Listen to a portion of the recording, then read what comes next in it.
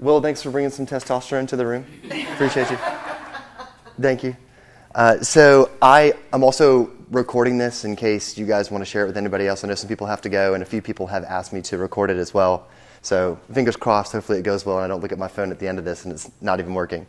But really today is not about me. It's way more about talking about VA loans and VA lending. Hey, what's up, Elizabeth?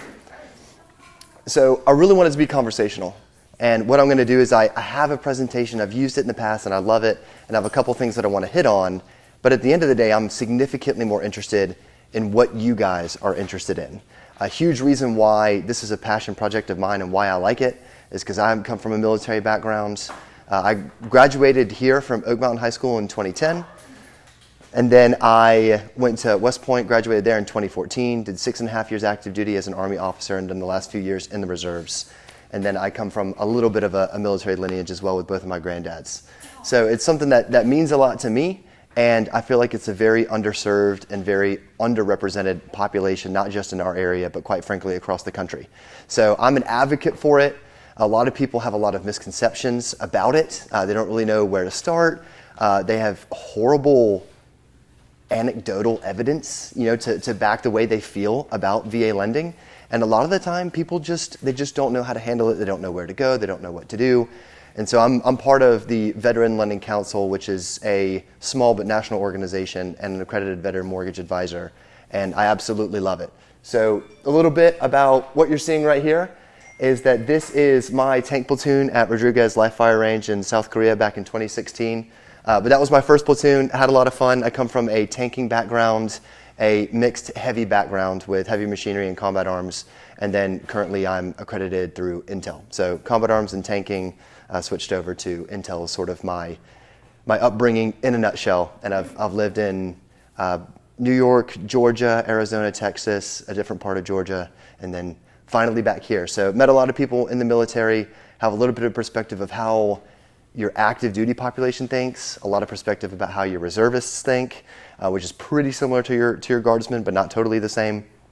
And then I also have a lot of perspective on how veterans think, like practicing in the business. And at the end of the day, not that many people who are lenders at nearly any organization, there aren't that many who have a high affinity for VA lending. And it's typical for a lender to do just a couple per year is about the norm. And so I have a comparatively heavy amount of it, so I have a lot of experiences that I can share with you guys. So I mean, just fire away with whatever questions you have, and then we'll kind of start with that. But if you guys are struggling with material or you kind of want me to hit it off, we can totally do that too. So I did something a little bit different this time, kind of fun, and I was like, look, everyone's wigging out about AI, right? Everybody wants to see what AI says, and so I went into ChatGPT. And I asked GPT, what are the top 20 questions that consumers like to search regarding VA loans? And so in yellow, I've highlighted some of the ones that I see in real life be extra impactful, like people are extra curious about particular things that I've highlighted here. And so I wanted to know from you guys, is there anything here that stands out, anything that you want to make sure that I hit on? Maybe something that you've wondered, maybe something that one of your buyers has wondered, perhaps something that you have never really gotten a clear answer on. What you got? I've come across a veteran the other day who was looking to possibly move to Huntsville. Okay. And his first question was about closing costs.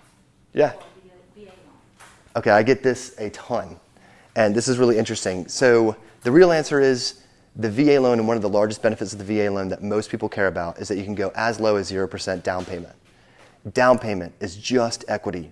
It is just the equity in the home, and I know that I'm preaching to the choir a little bit, but people just don't get it, right? They think $0 is the cost of the VA loan. Bottom line, that's it. Like I get to closing, I pay nothing. Like, oh, closing costs are paid for. Your closing costs aren't paid for. And a seller can, just like any other transaction, they can pay for them through seller concessions. But you got to realize that especially in the past few years, that the VA has really stacked the deck to try to make buyers more competitive because they were tired of the negative perception and buyers not being very competitive. So buyers can pay for closing costs, and by default, they are supposed to pay for closing costs unless there are additional concessions, just like you would see in a conventional FHA, USDA, or any other loan type. So you can get those covered a little bit better than other loans.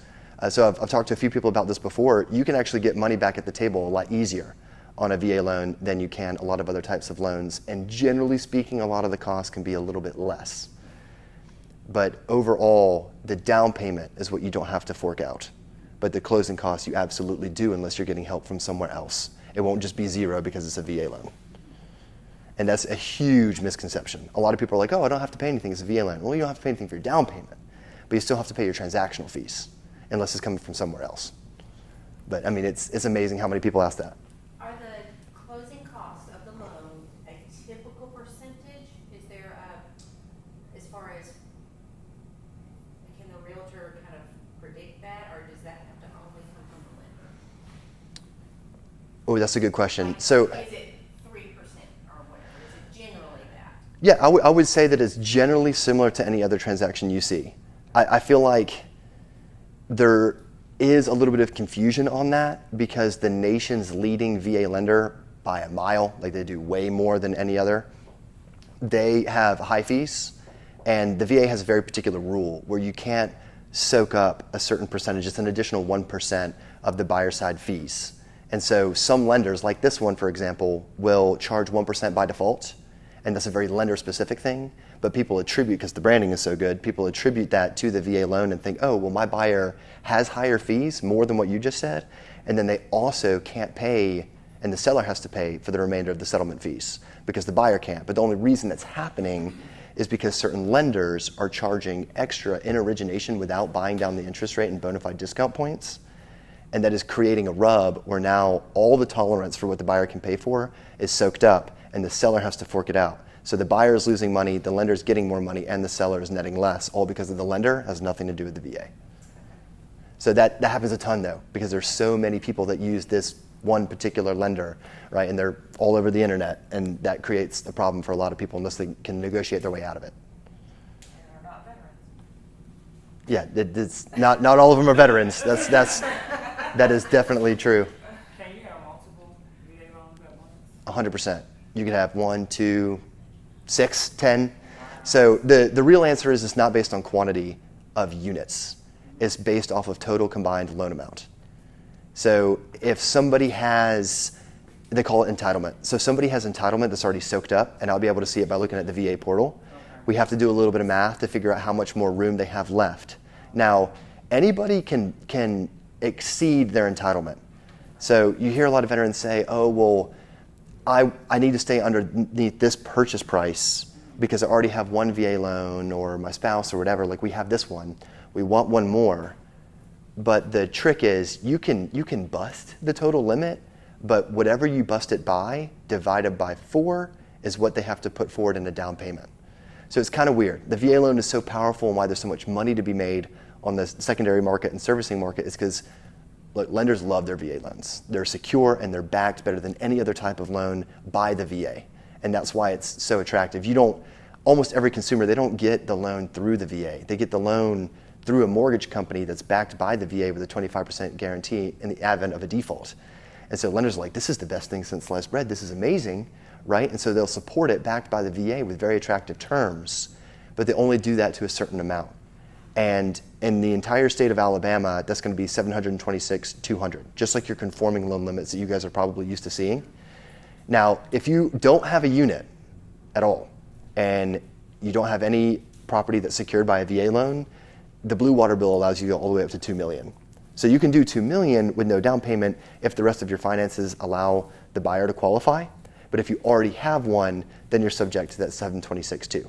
And anything that you bust in total with all of your units secured by the VA together over that, that's when you can have a situation with a buyer having to bring a little bit of the difference. So I have a situation right now to give you a little bit of an example where someone is a pair of married veterans, and they own a home right now in Bessemer, and they bought it, and they bought it for a really good price. It wasn't super expensive. They've lived in it for a long time. And now they're like, we're going to move, we're going to go, and we're going to buy a Signature Homes house in Stockton. So they went over that direction, and they're buying one that's significantly more expensive, but they want to rent out their one that they have secured right now as a primary, which is perhaps one of the most savvy uses of a VA loan. And I'd recommend that anybody do that, right? Unless you need the assets to qualify for the next one. So they're doing that, and now they're busting their cap by a little bit. And they have to bring 25% of the difference, but they're only forking out $8,000, $9,000. So it's really not that bad. Right on. And we keep it rolling. I know you guys have some other curiosities about any of this stuff. Yeah. Is a VA loan assumable? Yes. If they've got those great interest rates.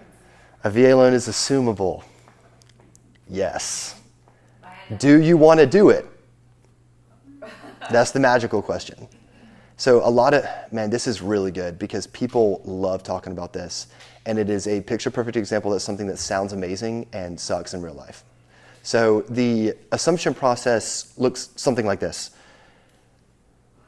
The current owner of the house has a really good interest rate. It had happened way earlier this year where a veteran had a 2.75, and the buyer was another veteran, which I'm going to hit on that in a second. That's really key. The buyer was another veteran who was also eligible for a VA loan because not every veteran is eligible for a VA loan. Right? So both were VA eligible veterans. And he was like, I want a 2.75, not a 7.25, right? So I want to assume this. And they're like, how does that get done? Can you help us? I was like, I can help advise, but that's not originating. Like anybody who helps close loans and is an originator, any MLO, anybody who's ever hit you up and wants business from you, they're all originators. You know what I'm saying? They create new loans. So when you ask any of them for assumptions, I mean, they can't actually do that because that's a servicing thing, right? Like the existing lender has the loan and they have to requalify a new buyer for the same loan for business that they've already bagged and tagged for a department that they don't staff because there's no profit to be made. So when people are like, oh, well, let's assume it. Sure, who's going to help you? The lender. Who at the lender? So there's nobody, right? And that's the trick. So people are like, oh, I want to assume the loan. Well, I literally witnessed a very large mortgage company, very huge national brand, say, hey, we probably need 180 days. We don't really have anybody who can do this, right? And so it's a really weird phenomenon because you're like, hey, this is a veteran. Like this is a buyer. This is my buyer. You know what I mean? And they want to assume this note from the other veteran. And it can be really hard because now people are like, well, what do we do? And so they ended up doing a little bit of an early occupancy agreement, and they rented it before they bought it from the seller and all the things just to kind of make it happen. Luckily, the sellers weren't in a huge hurry. But you got to look at it at the second level. You know, I've had realtors call me before and say, hey, I know you can get this done really quick right now because lenders aren't busy. And I was like, well, when lenders aren't busy, they fire all their operations. And so they're not fast anymore, right? It's a hire fire model. And so lenders are greedy. The people who hold the money and service the money are greedy, regardless if it's a veteran or not. And so I've seen that be a huge, huge issue with people that are trying to assume. The second thing, and this is what people don't understand as well, is that if you are a veteran using your VA loan to buy, the loan by default is assumable. A veteran or anybody else can assume it. But when you use your entitlement as the first purchaser to buy the loan, and then a non-veteran comes in and wants to assume, your entitlement is forfeited to the non-vet, so they get your VA entitlement for never serving. And you don't get that back when you let them assume that loan. So basically, if I'm a vet and then somebody walks in and they're not a vet and they're like, I want to assume your loan, I'm like, I'm not spending what I earned on you. Like, I need to restore my entitlement so I can go buy up to $2 million. You know what I mean? So that is a tricky thing as well. So I rarely see it unless it's VA eligible to VA eligible, and it is a long, drawn-out, non-profitable, no motivation type process. So the one I think it took 4 months for them to buy, like after initiating the process, requalify the buyer, and everything else. Now, I don't have a ton of experience in that witnessing it. Like conceptually, yes, it can be done, and it's a really cool thing. And the only example I have seen in recent history actually happen, it was just horrible. Now, it was worth it because it was all about the numbers. And they're like, hey, I'll wait months just to get that deal. I don't care if I have to rent for a few months and throw all that away for a while. And that was sort of their forfeit to make it happen. So assumptions are a little messy, like for lack of a better phrase. So watch out if people love to talk about it because they read it on Google And man, it just stinks when you really put pen to paper and figure out, who's actually going to be motivated to help you, because nobody makes money off an assumption.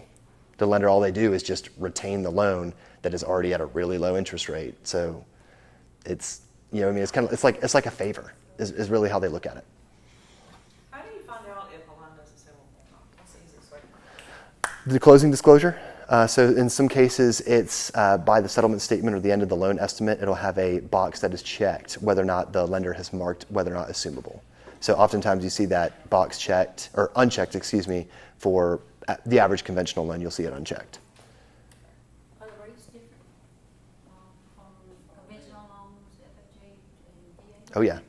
Oh yeah, you're actually seeing a lot more people this year want to go FHA because everybody and their mother is expecting to refinance, so they want something that's better in the short term, and PMI has gone down for FHA loans, and at a more national level, a lot of people are concerned about class warfare because it's more expensive for the higher credit earners, and then the people who have worse profiles, it's a little bit easier. So you're seeing that kind of stuff take place. VA loans, I would argue, and I'll look at this with many different lenders, that VA loans are at a much less expensive threshold, more competitive than conventional. And they're typically a lot closer to FHA pricing in your interest rate. So compared to a conventional loan, it's either going to be a better rate, a better price for the interest rate and upfront fees, or in most cases it's both for a VA loan, which is really cool. They're also a lot more forgiving in debt to income ratios on average. So a lot of people get weirded out by this because people are like, oh well, I've heard people say this before, my go-to lender, he can do all types of loans, right? He can do VA, that's awesome. And it has a lot to do with who is actually going to be originating and closing and funding that loan at the closing table, because they all have different overlays and they all have different risk appetites for debt to income ratios. So it's really cool about certain lenders, and especially ones that have a high affinity for VA lending, is that the VA doesn't really put a cap on that. They don't really say, hey, here is the limit, all lenders must be underneath this. It's a little bit up to the lender, and they will often take the approach of, hey, let's find a way to make it work for the veteran. The VA wants it to work. We want it to work. We do have, there are limits to how much risk we're going to take, but we're not going to draw a red line and say, hey, if you're under, you're under. If you're over, you're over, in most cases. So it has a lot to do with residual income, but I could get an approved eligible with the exact same profile at lender A and not get it at B and then get it again with C. And it really just depends on how willing they are to make that happen for the vet. So there's a little bit of a gray area. When people want to buy questionably more than we think they can afford, they have a much better shot of getting approved with the VA than they do any other loan type. Like some of the numbers that I've seen people get approved at are kind of crazy. Now, a little nugget for you guys: if somebody has a lot of dependents, right? If it is a single parent or something of that nature, multiple kids, that should be a little bit of a yellow flag, right? Because there's a residual income requirement and how much has to be left over at the end of your debt to income ratios. And the VA has an extra calculation that they do to make sure that you can afford your family. So keep that in mind as well. We still got to play with the government to some degree. So if you have somebody who's really juicing everything they can out of the lemon to buy a house, and it's really tight, and whoever their lender is saying, yo, we're kind of pressing up on the edge here, and they're like, I'm a single mom and I've got 4 kids, yellow flag, like immediately. And you got to make sure that if I were a realtor and I knew that, and it's something that maybe the lender didn't know or I wasn't sure, I'd be like, have you run residuals? Like, I'm not trying to step on your toes, but have you talked to your people about running residual requirement? I just want to make sure we're okay. And that would be a really good thing for you guys to do as well. And that could save some heartache at the end, because nobody wants to tell a single mom with multiple kids, like, hey, just kidding, you can't buy.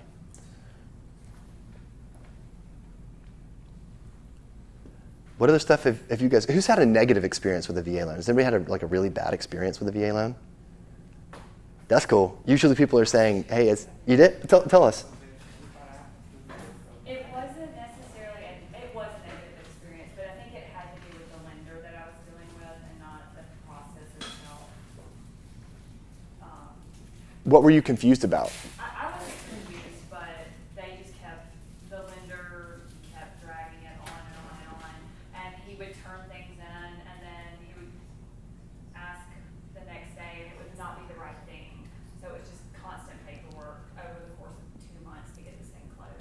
I got you. Okay.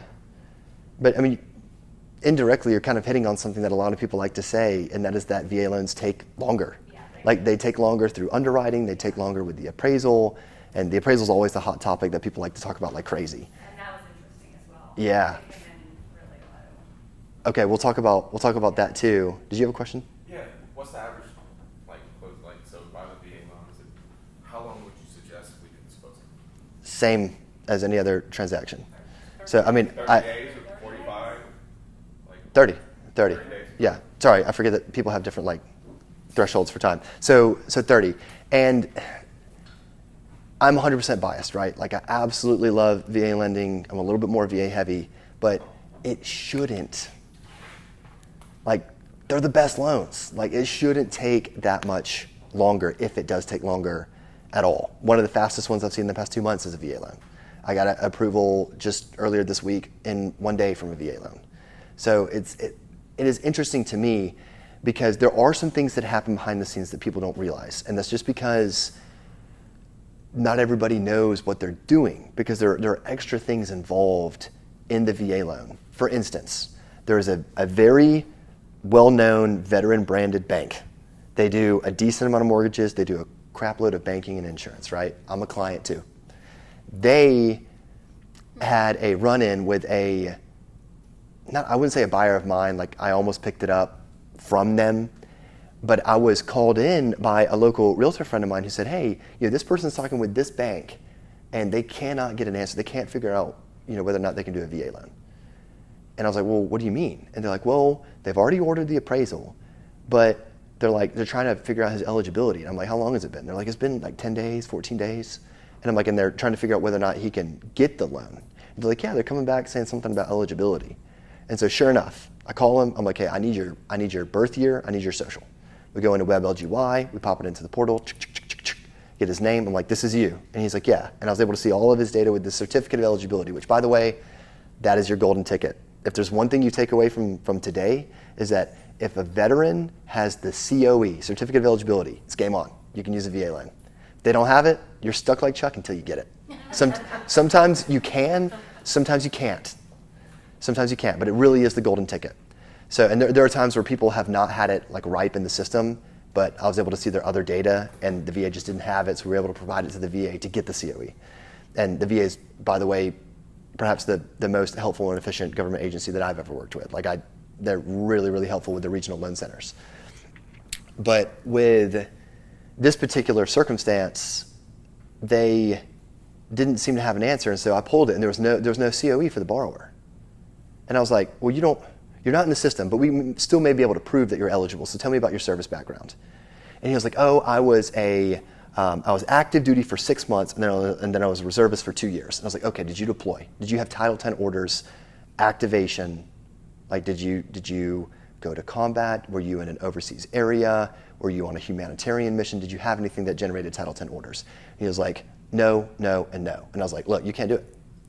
Like, you're not eligible, right? And what was crazy is that this veteran-branded bank didn't have the COE and ordered the appraisal anyway, so we had to pay for an appraisal we couldn't even use. So it's nuts because even at the places where you think that they would know best, at the end of the day, like they're there to make interest profit or deposits profit off of veterans, which I sincerely believe are the number 2 preyed upon population like in the country. So I was there. I was one of them. I heard the thoughts and ideas of other people in uniform, and they would say, oh, go to such and such, right? Go to this veteran-branded institution for your bank, for your mortgage, for all these things. And they think because of the branding, it's exclusive to me. Like, I'm a vet, I'm an active duty service member, I'm getting the best benefit because it's designed for me. I was like, that's exactly what they want you to think. And if you compare it to nearly anywhere else, you're getting robbed, and they don't even know, right? Because they want to believe that they're getting the best deal because only them and their families have access to certain institutions like these. And it makes me so mad because all they do is just jack the price through the roof, right? Because of their exclusivity. Exclusivity is like the number 1 red flag in the mortgage world. If there's anything that pigeonholes anybody into thinking there's only one option, it's always a bad option, right? Unless it's like a very niched product or something like that where it's the only way they can qualify. But for the most part, for something as open and prevalent, as a VA loan, like optionality is important. And when somebody goes, oh, I'm using this place, and you ask why, and they're like, oh, well, it's just what all my friends did or whatever, like just watch out. And a lot of people think they're eligible when they're not. So I'll get into that a little bit. And what was it that, one of you guys said something earlier that made me think of something. I said we'd come back to it. Was it appraisals? Yeah. Okay. So for eligibility, this gets people a lot.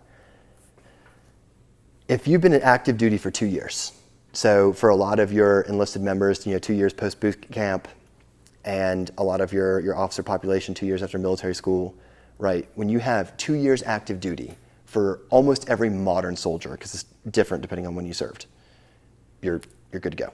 Like you're fine. 2 years active duty is the basic rule. If you, Dishonorable discharge. yeah, like you gotta, yeah, you can't have a dishonorable discharge. And by the way, if you're ever curious and you want to dive into it a little bit more because somebody says something that makes you curious, like by all means you can ask me because I look at it all the time. But it's also very readily available on the va.gov website, and it's really helpful.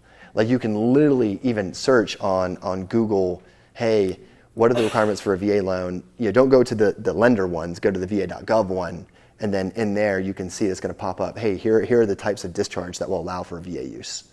And here are the ones that won't. I think it's 3 and 3. But at the end of the day, almost everybody is honorably discharged. But if somebody's dishonorably discharged, So yeah, dunzo. Who gets the DD 214? Fun fact, not everybody has a DD 214. But for those of you, I was just about to say, all right, so, man, so this is like, it's kind of an ongoing joke for people in the military community. A DD 214 is like literally your get out of jail free card. Yeah, so imagine somebody walks out of prison and they have a piece of paper that validates them walking out of prison so they're free. DD 214. I'm free, I'm done, right? I'm done. So the DD 214 is an exit from service, like separated from service piece of paper. It's going to talk about what type of discharge you have. It's going to talk about your dates. It's going to talk about your orders, your deployments, a lot of your personnel data. So your DD 214 is the most common form that at least I have used for veterans to prove that they should have a COE if they don't have a COE in the VA portal, which, I mean, that is everything. I can't overstate that. Like, if you don't have a COE, it's dead in the water, right? So having a DD 214 is awesome. Now, what you may come across is because there's a decent population of National Guardsmen, they may not have a DD 214. And Guard is state. Reserves are national, and active duty is national. And they all mix sometimes more than you normally think they would. But at the end of the day, the requirements for eligibility for guardsmen and reservists are very different than it is for somebody on active duty. So when I separated from active duty, before I went into the reserves, I literally walked out the door, went home with the DD 214 in my hands. They're like, congratulations, you're separated from active duty. And I was flying high, right? So that's the DD 214, and basically the VA gets a hold of that and they keep it in their system of record. For a lot of your younger populations, it's pretty clean. They have pretty good and updated data. For a lot of your older populations, sometimes it's a little bit of a crapshoot. It can be harder. Yeah, I saw somebody who was born in the 30s, and I saw their DD 214, and it was inverse. The paper was black and the writing was white. And I was like, oh my gosh, this is like a World War II era dilapidated DD 214. I was like, I'm saving this. I was like, this is crazy. So you can see all kinds of cool stuff out there, but at the end of the day, you've got to be able to find those records. So going to archives.gov and things like that is when it gets kind of tricky if somebody doesn't have it, if it's really old. But at the end of the day, I've rarely come across a circumstance where just nobody could find it.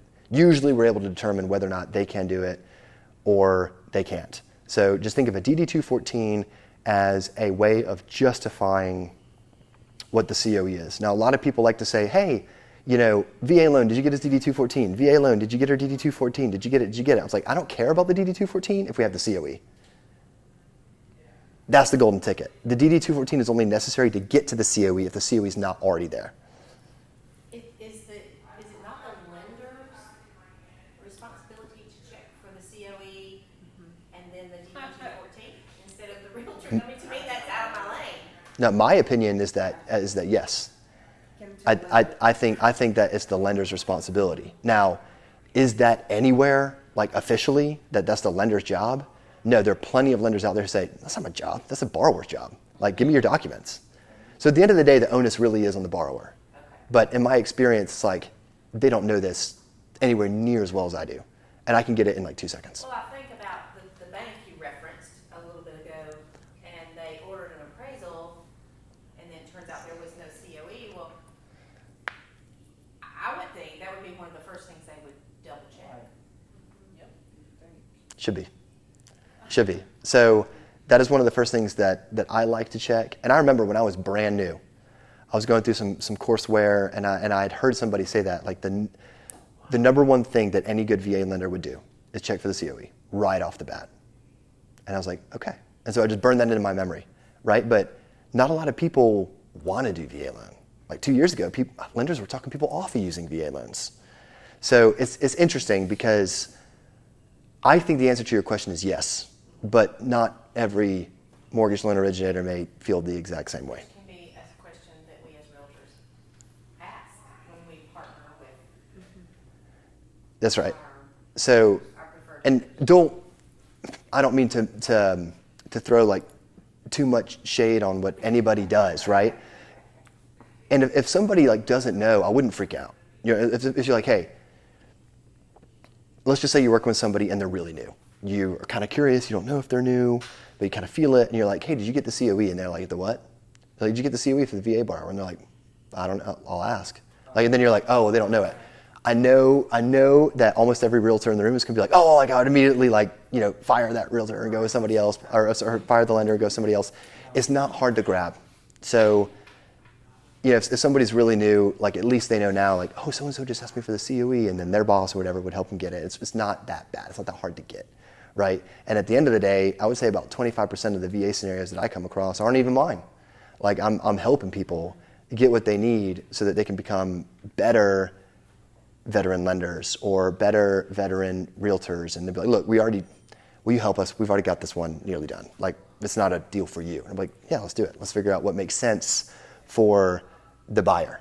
So I would encourage you guys to not run and gun based off of how you feel about how much somebody understands it, but I do think it is a great question to ask just to be sure. It's like I've got a lot of realtors who know a little bit more about the lending process, and they'll go, oh, well, did you order the CD, right? And I'm like, oh, well, they understand like the timeline, we're 4 days before closing, they want to make sure it goes up before tomorrow, like they're in the know, they know what's going on, right?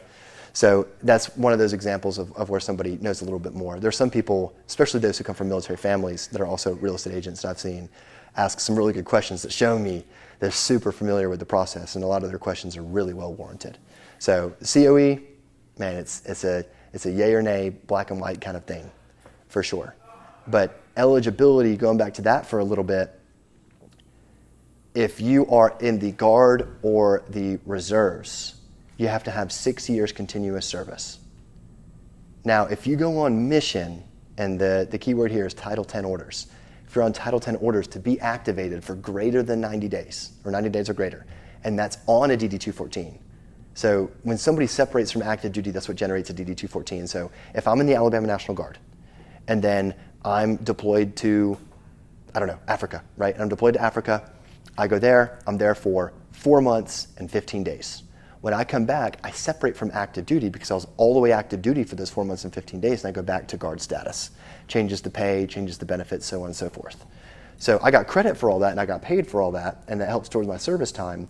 But I got a DD-214 when I was no longer full-time active duty anymore. When that mission was done, I got a DD-214, and I'm back in the Guard. So I have a DD-214. For a while longer, my system probably wouldn't say that I'm going to have the COE. But what I've done on several occasions, I had this happen last fall for a Marine reservist who was in Afghanistan for 11 months, and he didn't have a COE.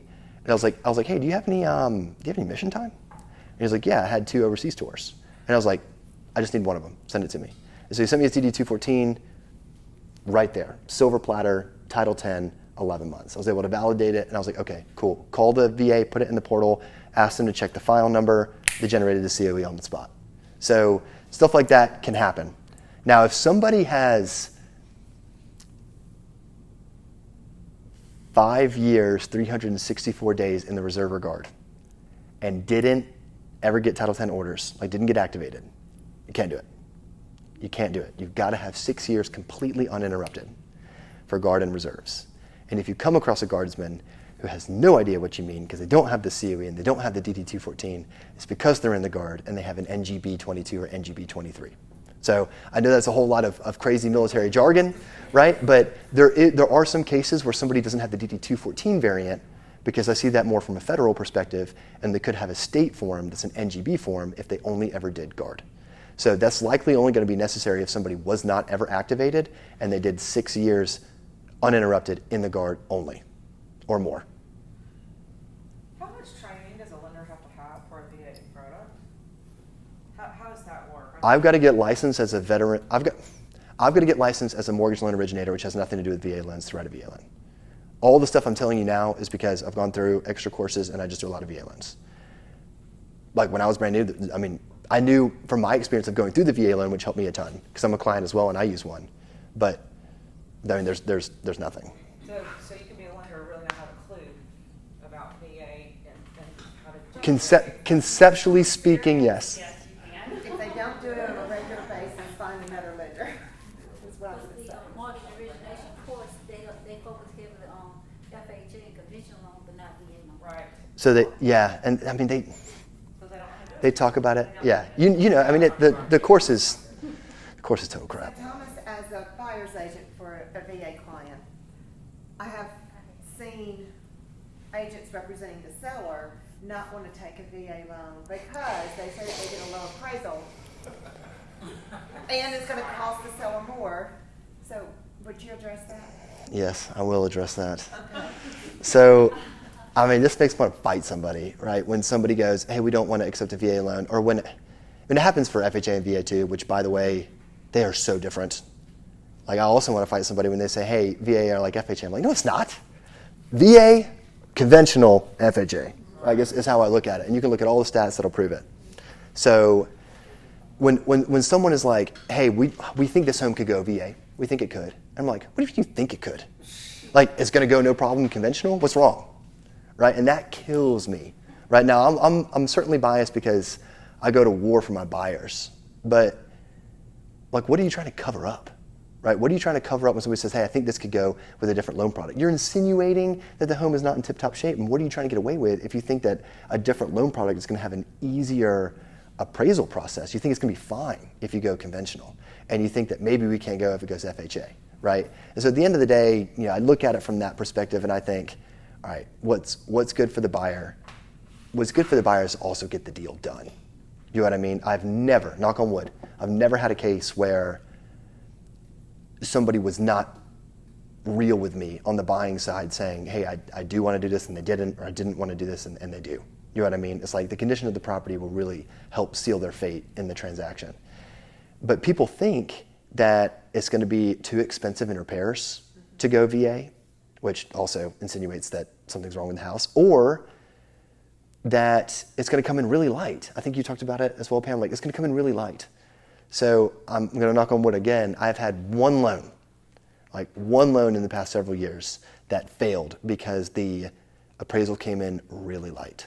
And we all knew it was going to happen because the buyer was the developer. He had basically, renovated and done the whole thing up like crazy and completely outpaced the comps in the neighborhood with how much money and time he pumped into this thing after the tornado, like really decimated his property.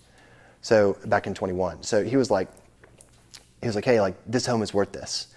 And both of the real estate agents and myself were like, are you sure? Because this sounds like you're a little bit too emotionally invested. And sure enough, it came back light and they had to part ways, right? But we knew it.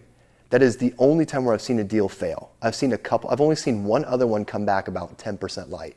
And that one was a little bit surprising. But other than that, they're all really close. So at the end of the day, it's still based off of the sales comparison approach. The appraisers are accredited through the VA, right, to be VA appraisers, but it's not like they go through a completely different process to determine what the value of the property is. They're not going to reel down the price to hook up the buyer. That's not really what it's meant to do. It's meant to support the market and to protect the lender. And a lot of people don't understand this. The appraiser does no allegiance to the buyer or seller. The appraiser, the one who has to go out to the property, the one that's mandatory, is a rep for the lending institution to help the lender analyze risk, just like the attorney does at the closing table, right? Like that's what they are there for. Now, the really good ones, and a lot of people have a negative perception of VA appraisers because like they like to play God, which I think sometimes can be true. Like they like to play God a little bit, but they do take extra consideration for buying health. And the magic S's are safe, sanitary, and secure. I had somebody who was in their 80s buying a VA loan, and the appraiser was a stickler because too many baseboards on the porch were curled up, and they were legit tripping hazards. But they were extra attuned to that because of the buyer's age, which I think was appropriate, right? The seller didn't appreciate it, but I was like, look, I mean, this needs to be fixed. So stuff like that gets people. When you get the low appraisal, Yeah. what options do they have? Because everybody signs the VA inventory, so the other agent thinks, okay, if it doesn't come in at this, we don't have any other options but to either release or reduce. So you do have options. The VA is kind of cool. As a loan benefit, it has a unique quality in the appraisal process that you can actually look at it before and after. Has anybody ever heard of Tidewater? Yes. Okay, so Tidewater is an initiative. It has nothing to do with flooding. Okay, it has nothing to do with real water. Think of it like this fancy code word that You VA. make it like you're drowning. Yeah. That VA appraisers use. So it's happened to me a handful of times, right? Where all of a sudden the appraiser will send a notice to me and my team, and they'll say, hey, we got Tidewater on this one. And I'm like, oh, dang it, right? And that basically means that the appraisal came in light, right? Tidewater means the appraisal came in light. By how much, we don't know. Sometimes it's huge. Sometimes it's, it's rarely ever a little bit. Usually it's of a significant margin to generate the Tidewater notice, right? It's going to be a few percentage points at least. So, and at least from my experience. So the Tidewater is a bit of a warning, and it creates a 48-hour review. They can give it to you 48 hours before they drop the report. And what you can do is you can generate additional comp data. So in the times where it's happened to me, I reached out to both agents. I'm like, hey, we've got Tidewater. And people are like, what? And I'm like, we've got Tidewater. This is what it means, right? Let's get some comp data. Let's show everything we can to show the appraiser why we think it's worth more, if we think it's worth more. And sometimes people are like, we kind of expected it. Let's roll with it. Other times people are like, no, we really think it should be more. We think they don't have current data. And so we'll all put our heads together and figure out what makes sense. So I think it goes really poorly when realtors take the approach, oh, well, the lender can find the data. Well, the lender has sort of already found the data, and that's why there's an issue. So I can always find more data, but I have never seen it work well if the realtors do not help provide additional data. Then it's like, hey, team mentality, let's get it all done together. So you also have something on the back end too. So let's just say that you go through with the Tidewater, you rebut with some additional information that you found based on the comps, and the appraiser, usually it makes a little bit of improvement, but it can still come in a little bit light. So it's still a little bit light. You can also do what's called an ROV, or a reconsideration of value, which you might see an appeal on a conventional or an FHA loan or something like that, but on the VA side, they call it the reconsideration of value. And you can come in and basically try to rebut it again post-report, which is the more appropriate time to actually talk to the appraisal, at least from my perspective as a lender, right? So I'll reach out to the appraiser and say, hey, like, what do we need? What does this look like? How are we there? Now, I think usually, and this is a little bit more from my experience, that the reconsideration of value doesn't generate as much of an improvement as Tidewater usually does. So on the front end, it's like they've usually considered mostly everything they can. If the comeback is still not good enough, the chances of it getting improved again are somewhat slim, I would argue. But still, like they don't want it to not work. But they're also not willing to stake their license on something that they can't validate. So I've never talked to an appraiser, whether it's repairs or a light appraisal, and they can't justify their decision. They can't justify. So it can be really frustrating, because everyone wants to give their seller top dollar. But I'm not seeing an unwarranted light appraisal. But you do get a little bit more of a warning on the VA side than you do other loan types on average, for sure. So if you ever see Tidewater, think, oh, Tidewater, it's coming in light unless we do something about it to mitigate the effect of it coming in a little bit light. So can the buyer, if it comes in low, pay the difference? Yeah, I've had people cover. Out of their pocket, just like any I had other somebody cover a appraisal. $40,000 appraisal gap on a VA loan before. So it's just like any other loan appraisal. You can negotiate it out. Oh, 100%. Yeah. Yeah, the only times where I've seen it fail is when they couldn't reach an agreement. 100%. Yeah. I had a listing recently, as a matter of fact, list price was $575, and we got a VA offer in, and with an 18 loan cost, closing cost on their part that they added to the price to make it, what was that, $593? And asking the seller to then cover that whole $18,000. Well, my sellers wouldn't do it, and quite honestly, I knew it wouldn't appraise. I see. I 100% knew. 18's a lot. And when I asked the questions, of course, this was a lender from Arizona. Okay. The buyer's agent was out of Oxford and didn't know the market was alabaster. And I knew even 575 was going to be pushing it. Yeah. And we said no, quite honestly, because the buyer had no money to put toward any kind of appraisal gap or to even pay his own closing costs. And I wondered, well, how in the world did y'all pre-approve him? How? You know? It makes you wonder, do they have the reserves to even qualify? Because that's another thing too, and this is true for any loan type, like you've got to have more than what you owe at the table. You have to have more. Like if the lender sees that you deplete everything that you have on paper just to afford the transaction, then they're not going to do it because you have nothing left. You can't even make a payment. I called this lender and he said he has the salary, the pay to pay for it. I thought, it makes sense that it could be done, like numbers wise. It makes sense that it could be done if the salary is strong enough. And this is something that a lot of VA people talk about. Like I've gone to other people's like classes and Q&As and watched a lot of different things. And a huge point is this perception of buy-in, of skin in the game, right? Because not only in your case, which your case is a little bit stronger where, yeah, it's 0% down, but now they're trying to negotiate the whole batch of closing costs into a price increase. Now we don't think it's going to appraise. I mean, there's absolutely no money at play. And that gets a lot of people too. So there are times where people don't have money, and there are even more times where people don't want to spend the money and they want to make it the zero cost type transaction, and they'll try to find a way to make it happen. If somebody has strong enough salary, it can be done because it's very easy to underwrite that type of income. But you know, when you do something to that level, who cares about the loan type? You're not really, it's not boding confidence. Right. You know what I mean? That's going to make people a little bit nervous. it wasn't because it was VA. It was because Right. the whole scenario probably was not going to work. Yep. Because The, of that appraisal. the cool thing about VA, this is not entirely unique to the VA, but it just happens a little bit more frequently, is that because you can find a way to negotiate closing costs like any other loan type, and there's zero down payment in this loan type, you could truly have like a net zero transaction. You know what I mean? Because in most other types, you have to at least bring the down payment unless you're getting a gift. So that's another thing as well. I feel like you're about to ask something. Well, I think a lot of I think a lot of times buyers that are VA buyers feel like they won't come out of pocket, so they feel like those closing costs will get wrapped into their loan. Yes, they do. They really believe it. They don't take And Look, and- they're consumers. They want to believe the good things they hear, but you know? It's almost advertised like that in the general public.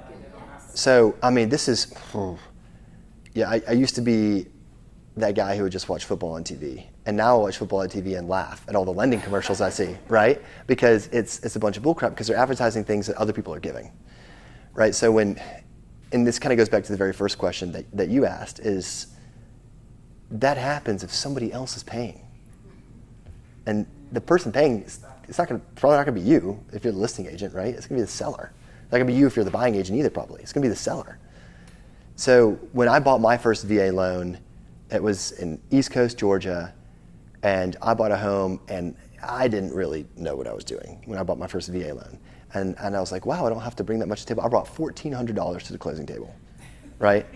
And later on, I realized, yeah, I bought like a $240,000 house for me and my family for $1,400. And I was like, what the heck? So I didn't factor in that I'd already paid earnest, right? I didn't factor in that we got, for making a full price offer, we got the fridge, we got the blinds, and we got $5,000 in concessions, right? And that's why it was $1,400, right? Yeah. I bought from a place called Ernest Homes, who was popping up all these slab homes in Richmond Hill, Georgia, right? And I just didn't know, you know what I mean? Like I was expecting it to be more expensive. I was like, oh, this is nice, right? Cool. good to be in the Army. You know what I'm saying? Like, great. And so that's what people think. It's like, hey, this is just a breeze, right? Because somebody's got my back. They don't tell me all these things. And at the end of the day, like, it was only there because the builder was the seller, and they pumped me full of $5,000 in extra amenities for me to offer full price. So in that case, I felt good about making full price. I felt like I got a deal. You know what I mean? And everybody wants a deal. Condos. Oh. Oh. And just a short background. A few years ago, I owned a property at the beach, and I was president of our condo association. And it was small. We were kind of self-managed, and so. I bet you love the lenders. Yeah. License, I'm like, I'm going to do the condo questionnaires because I wanted to learn how. First of all, there are people that were ready to absolutely crucify me because they didn't understand that these condos were not FHA warrantable by any stretch. Dude, which is like almost every condo, by the way. You ever hear FHA and condo? Run away. Just kidding.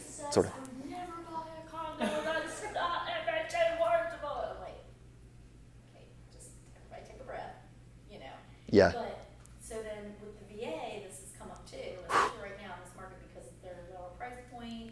I just had a listing in Cambrian, and it was crazy because we turned away VA buyers that now there's a lot of issues with that place, but. And I did talk to the lender about the possibility. We did try to kind of float it just to see, and the lender very kindly said, no, look away. So, but I guess I just don't know enough about it to speak intelligently about Okay. it. I would love to have a really great answer other than it's just not going to qualify, and no. Well, it can qualify, to answer your question. And I only know because I've done it. So this was a fight. It depends on the property. So it depends on the property. This was an absolute fight. So, and I think part of this will answer your question. I'll try to pick up the pieces on the back end. Is anybody familiar with Kerrigan's, like Brew Garden or like Beer House downtown? Kerrigan's Bar. It's like 2 buildings, but they have like a rooftop kind of thing. All right. So, little known fact: there are 3 residential units up there. And in January, I helped a Marine reservist buy one of them with a VA loan, and it was something else. Right. So it was tricky because they had a very small HOA. They're also zoned through the Birmingham City Zoning Office as mixed-use light industrial, which made it also extra tricky. And so I've never spent so much time lobbying to the zoning office, ever. But eventually what we had to do, and this is what people don't realize and they also don't want to do, is that there are very few units and complexes that I have seen that are already approved through the VA. Very small. So in FHA, for the most part, I'm generalizing here, but in FHA, if it's on the HUD website and it's good and still in an approved status, which there aren't many, you can do it.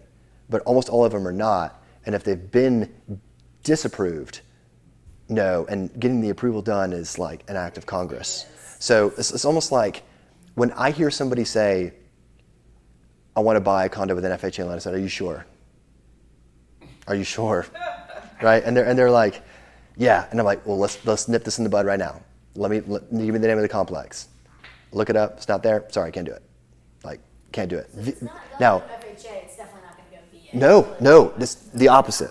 It's the opposite. So I say that as an example because you kind of like, hey, it's black and white in that regard. If it's on the HUD website for an FHA loan, nada.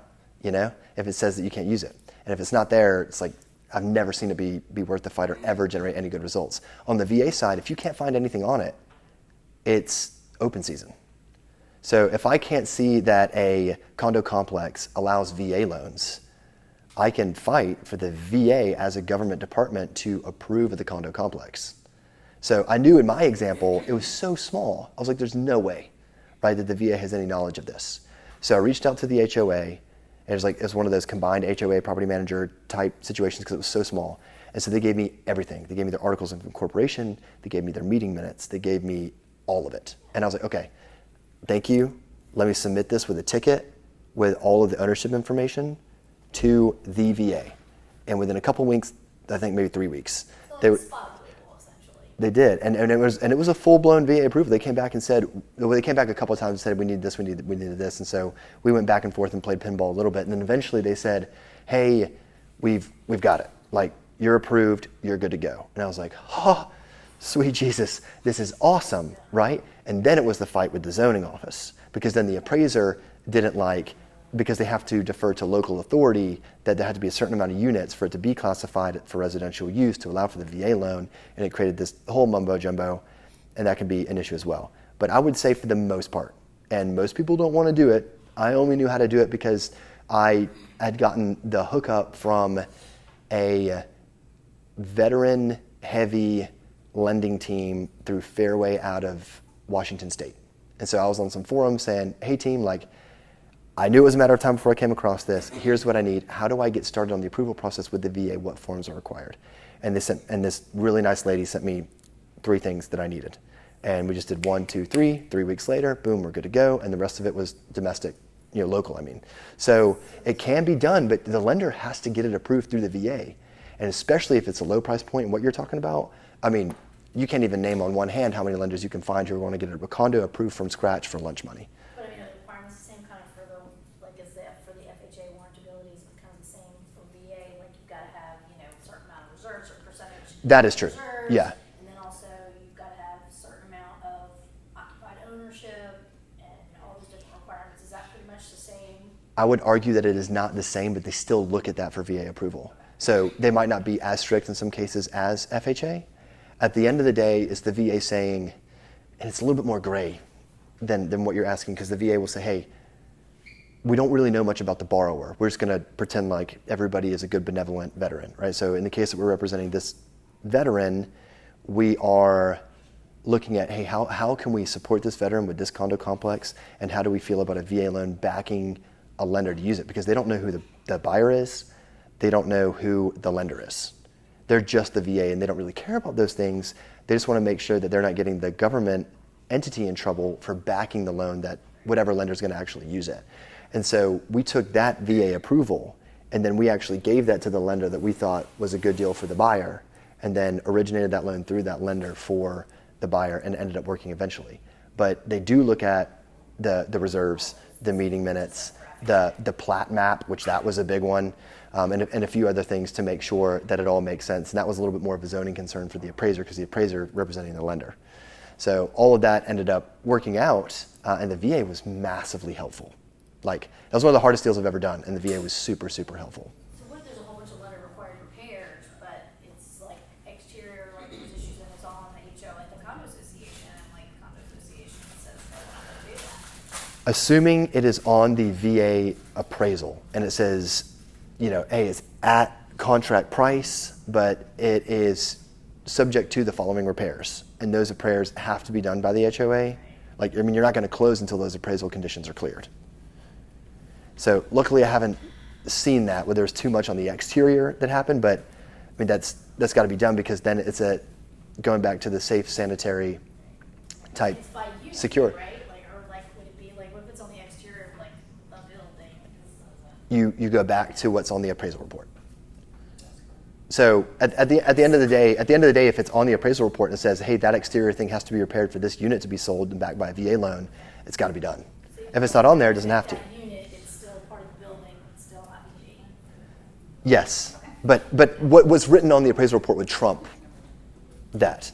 So if it's listed on the appraisal report as such, then yeah, you probably would. But it's also worth a phone call to the appraiser. Like, a lot of the time I've called appraisers and be like, hey, can you explain this to me a little bit more? I'm getting beaten up on the ground, and I want to be able to provide people a little bit better information. And every time I have talked to a VA appraiser, they are always like disgruntled when I pick up the phone. I think because they get beaten up so bad, like by sales professionals, like trying to make it work.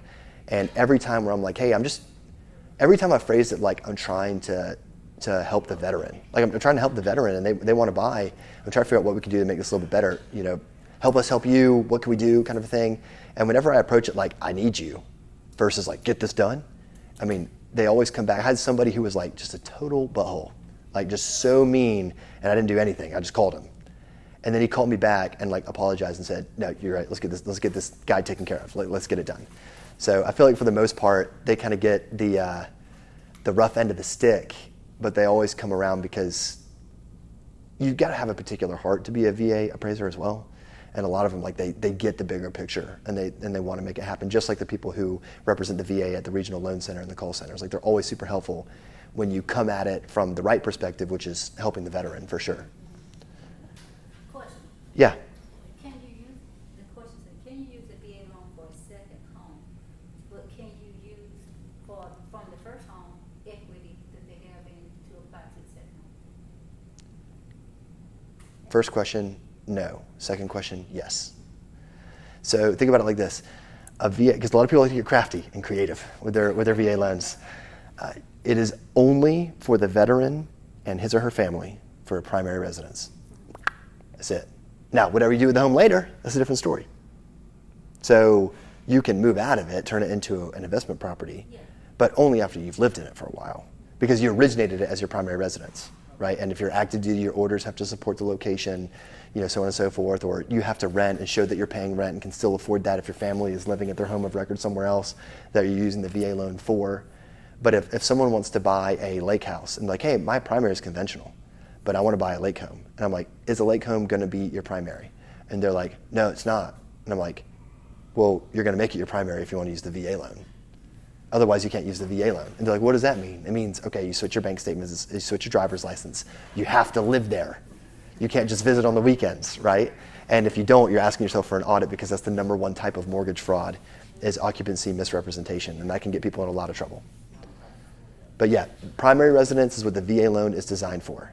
It doesn't preclude future use in a different way, but you have to at least occupy it and use it as a primary residence at the beginning.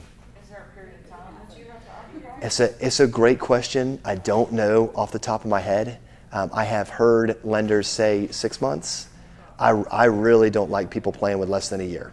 Like I take that a little bit conservative. I'm like, look, if you're going to live in it in less than a year, you might not want to retain it because it's going to smell funky. But you would also have to file for homestead in the home, in the house that you're gonna, the lake house, if you will. If you keep homestead on the first home and don't transfer it to the lake house, you're asking for it. Right, Yeah. that's what I'm saying. Agreed. That would be a huge red flag. Agreed. But then your taxes on the in-town home are gonna go up double.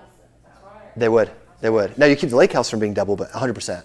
Like you absolutely would. It's a full carte blanche switch. Like that is your house. And a lot of people were like, well, can't I? I was like, stop. That is your house, okay? That is your home. Yeah.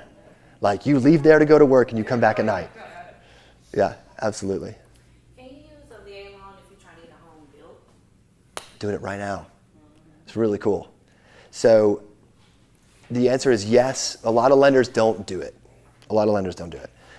So you can, a lot of people are like, oh, well, like I typed it into Google and I looked at va.gov and it says that I can get a VA direct, which is different than a VA back loan, and blah, blah, blah, blah, blah. I can get the money that I need for a renovation loan. That's another common question. Renovation loan, a construction loan, blah, blah, blah with VA use. The surface level answer is yes. But the street answer is, good luck finding someone who's going to do it. Because like who makes money in renovation loans and construction loans? Like banks don't even want to do them. You know what I mean? Like this, it's really a tricky subject. So what I like is when you can understand why a lender would want to do it and then what's also beneficial for the customer. So we've got one right now that's a true VA one-time close where, hey, we've got to vet the builder, and then phase 2 is we vet the plans and get the borrower pre-approved, and then they close on everything. The home isn't built. Like it's not really started. The project isn't started, but they close. And they close with a VA interest rate with 0% down with all those things and normal fees. And then that's when they break ground. And the lender with their, I guess, risk-sharing partners will fund the project over time. But both investors are private but backed by the VA. And so they'll start the process and they'll build it. So a realtor, for example, they would get paid on the whole kit and caboodle before the home's even started to be built. And that to me is just so much cleaner because you're not getting money straight from the government department. You're still getting it from a private investor who's going to be more efficient in giving the money. You understand how they're going to be profitable. You understand where the risk is. And then the professionals, they close it and they get paid. And it's all stacked to be done a little bit cleaner and faster, which is going to be in the veteran's best interest as well, usually. So it can be done. Not everybody does it though. Like one of my lending partners, they're like, hey, we'll do it Freddie Mac. So they won't even go Fannie Mae. They're like, hey, we'll do it Freddie Mac conventional, and we'll do it VA. That's it. It's the only two circumstances where we'll do a true one-time close. But I mean, different lenders have different parameters there. Is there an ARM option? Yes. A little bit more. So I've seen more ARMs, but I haven't seen a lot of VA ARMs. I just and it's funny because what a lot of people don't normally pay attention to is that there's a lot of analytics that go into what consumers want and what people think consumers are about to want. And lenders will offer what they can to fit that bucket with what they're willing to do from a risk perspective. And it's not the same everywhere. You know what I mean? Like, some people don't do ARMs at all. Some people only do ARMs for jumbo. Some people do ARMs and the ARMs are complete garbage, and they only give the ARMs to say they give ARMs. So it's really, really strange stuff. So I see it with sometimes banks that I broker through can have good ARMs. Sometimes independent mortgage corporations don't. So I don't know. It's really strange. But if you were to come to me today and ask me, hey, where do I go for a VA ARM? I'd be like, I don't know. I don't know. Like, you don't even get better pricing for the most part. I'm overgeneralizing as well here, but you don't really get a whole lot better pricing on like a VA 15-year. Like on a conventional 15-year, you can, but that's because demographically speaking, like that customer base are more receptive to 15-year benefits. On the VA side, it's like almost everybody wants 0 down, 30-year fixed. And like the numbers are overwhelming. It's like it's not even worth people incentivizing anything else because nobody wants it. It's like a supply and demand thing. VA loans only, or you do both loans? No, I would say, so if you look at my data from January 1st to June 30th of this year, I was probably about 48, 49% conventional, about 35% VA, about 10% FHA, about 2.5% USDA, and then the remainder was non-QM. So, yeah. VA loans. How do we? Are you able to, I'm pretty sure you can. So is this new construction meaning that you're buying off the lot, or you're trying to build it custom built from scratch and it's just empty land? Both. Yes and yes. So the new construction deal is just like any other loan. Like, it's not anything crazy. The one thing that I seem to notice when people buy off the lot with a VA loan a little bit more is ventless fireplace. Has anybody come across ventless fireplace? So that happens a ton. Yeah, that happens a ton. So, I mean, really just having a good home inspection, or home inspector, on deck is key. Like, my guy is Chad Allen with Red Mountain, and he goes out there like super quickly and gets it done really well without price gouging the customer. And it's very simple to do, but at the end of the day, the VA just wants to see, hey, based off the materials and the ventilation that we have detected through the appraisal on the home, we want to make sure that oxygen is not depleted, right? That it's not going to smoke out the borrower and nobody's going to suffocate in the home, right? So they take that a little bit more seriously than other loan types from what I've seen. Like, the only time I've had a VA ventless fireplace deal is on a VA loan, right? I think it's a little bit more exclusive to that, and it's very easy to overcome. So a lot of people are like, what is this? And they wig out. And the seller had to replace the gas logs. What? Okay, I haven't seen that. Yeah. That's interesting. There's no oxygen sensor on it. Interesting. Yeah. Got him. Yeah, sure did.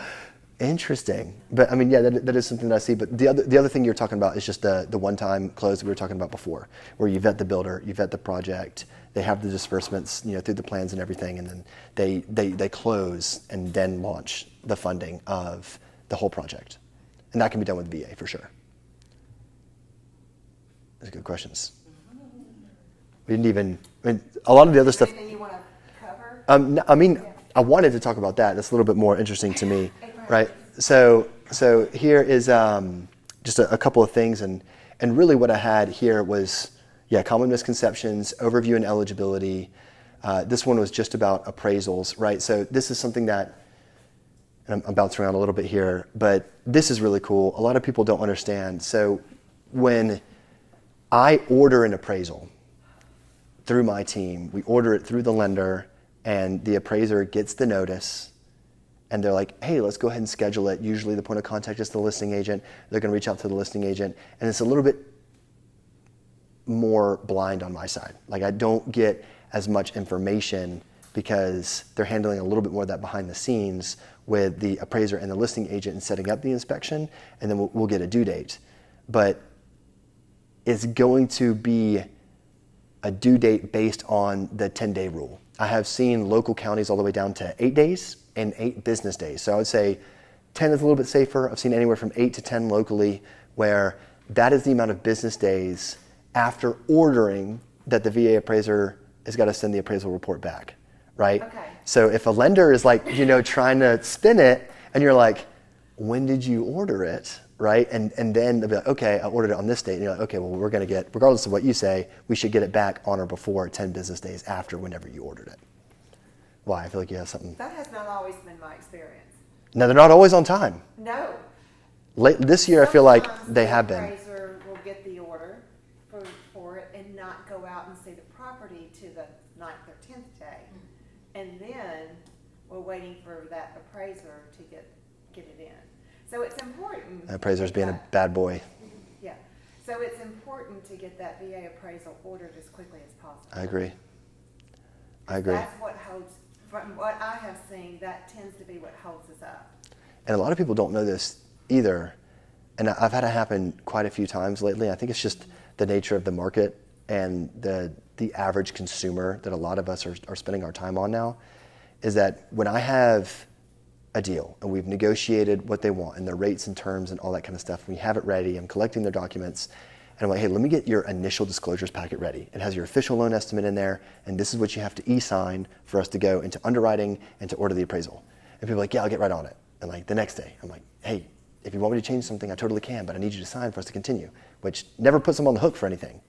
The only thing you'd have to pay for between upfront and the end is the cost of the appraisal, if the whole thing were to blow up. And so I'm like, hey, like the third day, like, hey, we got to sign. And they don't sign on the third day.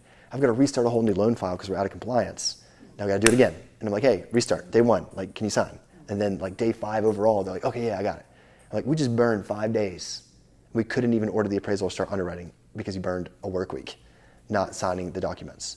And so now more than ever, I found myself like really calling on my real estate partner saying, hey guys, like I need so-and-so to sign this. Like they're not signing, I can't do anything. Like I'm completely handcuffed. So that's another thing for VA loans as well as any other loan, where like they've got to launch the process and they've got to e-sign their initial disclosures to actually get the appraisal ordered. Nobody can do anything until that. So a lot of times people are like, why didn't you order? I'm like, I have been barking up this tree forever, and no one's doing anything, so we can't order. So that's a huge thing. But yeah, I totally agree with that. Like ordering the VA appraisal sooner than later is definitely an important thing to do. Because some people, they kind of, beat around the bush and they wait and then they try to justify it later. Absolutely. I mean, I've definitely been there before where it's like slipped through the cracks. I'm like, oh God, like guys, we got to get this on the books now. So they don't wait until after inspections What you mean? to order the appraisal? Or they order it right away? Well, the inspection date, the listing agent would set up the listing date. But I have waited before on several occasions when people say, hey, we need a little bit more time for the home inspection. Can you wait before you initiate the appraisal order? Meaning, can you stop it before the listing agent knows about it? And I've done that many times. Many, many, many times. But yeah, you totally can, to answer your question. Absolutely. What other questions we got? We talked about safe, sound, sanitary. We talked about Tidewater. This is really talking a little bit more about buying strength and why VA borrowers are typically a lot stronger than people often realize. And then we didn't talk about this a lot. How many times have you guys run into questions about PMI and funding fee for a VA loan? Has that ever been like a topic of conversation with some of your buyers? So one of the, I would say the top 3 benefits of the VA home loan is that there's no mortgage insurance on the loan. And that always makes your bill with less of an expense up front. It makes your monthly bill a lot more affordable, especially for your bigger prices, especially when you get into that higher price territory. So you're going to have your principal, you're going to have your interest, you're going to have your property taxes, and then you're going to have your homeowner's insurance. But on a VA loan with 0 down, you still have no PMI. And that's really cool. Like not only can you do 0 down, but 0 down is also no PMI, and your interest rates are also comparatively a lot better at the same cost. So that's absolutely key. But the funding fee And this is huge because a lot of veterans who are in the know like to talk about it, but there's so many veterans who just have no idea about their disability rating. So at the end of the day, if somebody has ever separated from active duty, doesn't matter whether or not they've gone back into active duty, it doesn't matter whether or not they're a veteran who has not, it doesn't matter whether or not they are going into the reserves or the National Guard or whatever. If somebody's ever separated from active duty, they have more than likely had the chance to file for their VA disability rating. Now, it's not like state disability where like you can't work. It's a lot more gentle than that, and it's just monetary compensation that the VA awards to anybody who has any service-connected disabilities on their military record. But the really cool part about it is that if you get 10% or more, which is really just one claim, if you get 10% or more, you have your funding fee waived, which the modern 2023 table shows all the way up to 3.3%. So you can literally save 3.3% of your base loan amount by having your funding fee waived. And a really cool fact that a lot of people don't know, and this is like, man, if you are a veteran-sensitive realtor and a buying agent, you're gonna look like an absolute hero if you can remember this one. If somebody does not have a VA disability rating yet, which your lender will be able to tell you because it shows on the COE, right? I can see exempt or non-exempt. If it's non-exempt, it means they don't have 10% or greater. Most cases, like 9 out of 10 cases, where somebody is non-exempt, they haven't even filed to figure out whether or not they are going to be exempt with VA disability. Now, everyone goes, well, I don't want to do it because it's a hard process and it's going to take forever. It will take many months to get your VA disability rating back. However, if you have a claims date that is before your closing date and you file for VA disability review and then close on the purchase of your home, afterward, when you get your rating back, you can justify that this happened before this, and you get your entire funding fee refunded. And if you're a buying agent, you're like, yo, do this. I'm telling you now, I can't make you do it, but if you do this and you get it approved, you're more than likely to get that back. I mean, you buy a $300,000 house, that's 10 grand. So, I mean, it's something that you guys can do because a lot of people don't know. It's not necessarily like a lending thing that a lot of people teach, but it is something that I learned through the actual VA, just consulting with them in various deals. So that's a huge thing as well, and you guys can look like, I don't know, like really cool advocates, essentially, by talking about that. Who has had a non-veteran try to use a VA loan? Has anybody had a non-veteran try to use, like somebody who is the surviving spouse, somebody who is a spouse and they're still alive, somebody who, has anybody wanted to use a VA loan and then use a non-veteran that they're not married to? Has anybody come across that before? What's the circumstance? I mean, she just wants to move around now. Is she elderly? Oh, yeah. Okay. Did she describe the nature of her husband's passing? Was it like, did he pass away from old age? Yeah. Okay. So this can be a tricky subject, right? Because it's a very sensitive thing, like talking to an elderly widow. If it's a service-connected disability and the benefits transfer, then the widow can do it. But if they don't have that, then it's not a sure shot. You know what I mean? So a lot of the time, Benefits from the VA, she gets. so then you probably can, because and I've talked to the VA about this quite a good bit, there's a thing called a death and indemnity letter. And when that, In the old system, whatever that means. I don't know what that means either. But, It was in black and white ones. okay, so that happens a lot. A lot of people, I've had it happen quite a few times this year, where I have elderly ladies who are like, hey, my husband, he passed away, and we think it's from exposure to Agent Orange, right? I mean, it probably is, right? It probably ended his life early, but we've got to have that on paper. You know what I mean? It's got to be a service-connected disability. Yeah, she's in the process of finding out, but we were trying to figure out how to do that. So And that's the trick. So, And that's the trick. But at the end of the day, it's pretty easy for me to see. And I've had it happen for 2, maybe 3 widows so far that they themselves did not serve. And I was able to use their information, their social, their birth year in the portal, and boom, there's the COE, because the benefits did already transfer because they have the death and indemnity letter. So that can happen, but there's an extra layer that happens before. should make an appointment with the VA, so. It makes total sense. Because, I mean, they literally have to determine whether or not she's eligible to receive the transfer, and then they have to initiate the transfer, and then she takes the place of the veteran. So that can happen. Now, practically speaking, what ends up happening a lot of the time is that, well, they're like, hey, like I've got my VA home loan benefit, but if you're at a low, if her late husband was at a lower percentage of disability, the compensation is not very high. And if you have that and Social Security, I mean, buying power is almost nil.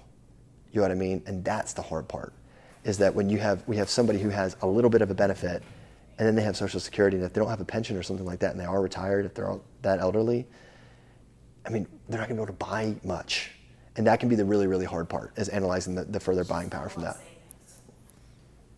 Then you could get that like way down, you know? You could, if you want to use a VA loan, I mean, you could just throw a massive down payment at it, and that can certainly help. But another thing that people don't typically talk about either is that even if you don't have a disability rating, which if somebody is active duty, which happens every now and then around here, it's kind of rare, but if somebody is still serving active duty and they're like active guard reserve, like they work at a guard center or reserve center and they are active duty. Like my sister's boyfriend is active Air Force and works at Sumter Smith attached to the airport. He's not a reservist or a guardsman, but he's AGR, he is actually active. So in his case, as an example, like he wouldn't be able to file for disability, and he doesn't have disability, he wouldn't until after he's separated.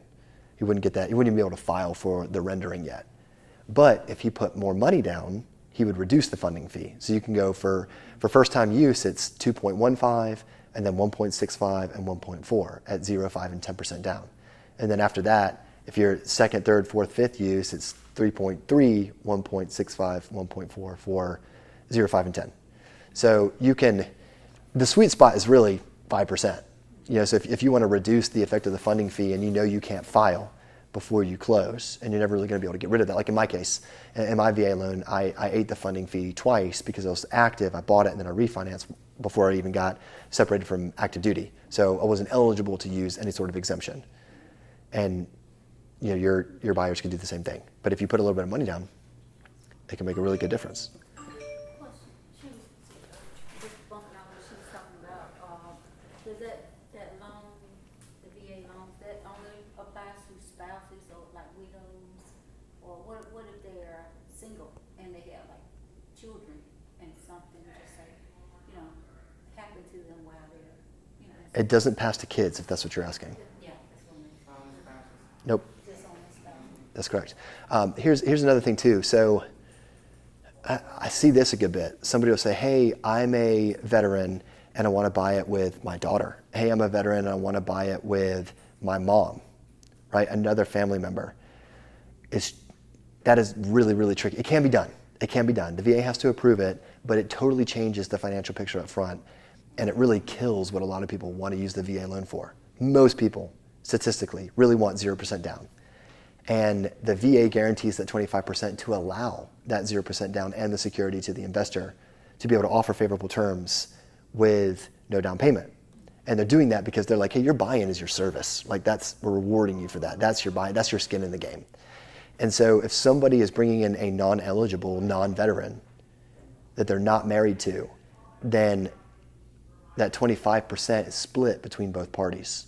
So you would go from 0 to 12.5% down payment because the other person has to come up with the guarantee, because the VA is not going to guarantee that person, just the veteran, just the eligible veteran, because it's not a spouse. If it was a spouse, then they would support it. So a lot of people are like, oh, we're engaged. You're like, nope. The military doesn't play around with that. Like you're either married or you're not. Yeah, 100%. So I mean, that if someone's like, hey, I want to use a VA loan, and if they can qualify on their own, who cares, right? Like if they can qualify on their own, but if they're trying to bring in somebody else to help them qualify for it, and they need a co-borrower to use their income, to use their credit, to be able to buy it, that's when you could be facing an increased down payment scenario. And like a lot of people may not advertise it as such, because like on paper up front, it may not seem like it, but the actual effect, like the second order effect of that, is that it would translate to a 12.5% down payment on most cases that I've seen. And it's sort of like a weird VA specific rule.